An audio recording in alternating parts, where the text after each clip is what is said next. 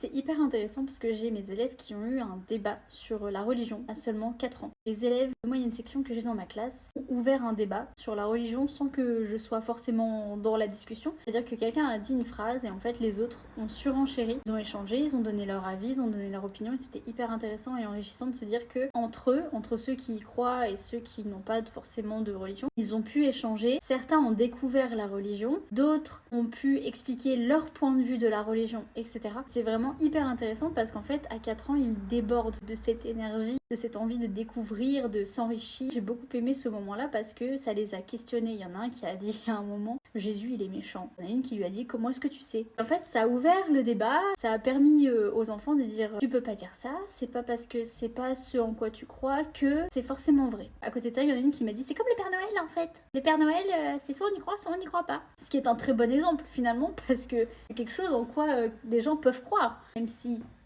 voilà, on se comprend. Je me suis dit en fait, les enfants, ils sont tellement riches. Beaucoup de gens les sous-estiment alors qu'en fait, ils sont riches de l'intérieur. Il y a tellement de choses là-haut qui ne demandent qu'à sortir et on peut avoir des discussions tellement intéressantes avec eux, peu importe l'âge. Ça nous a permis vraiment de prendre du recul sur plein de choses. Donc je trouve que ce genre de moment, c'est hyper important et hyper intéressant parce qu'on se met pas dans la religion en disant oui, non, oui, non. C'est-à-dire qu'on échange, c'est un moment d'échange sans pour autant donner son avis. Moi, j'ai aucunement donné mon avis. Je me suis intéressée, j'ai posé des questions, je dis ah bon, mais tu as le droit.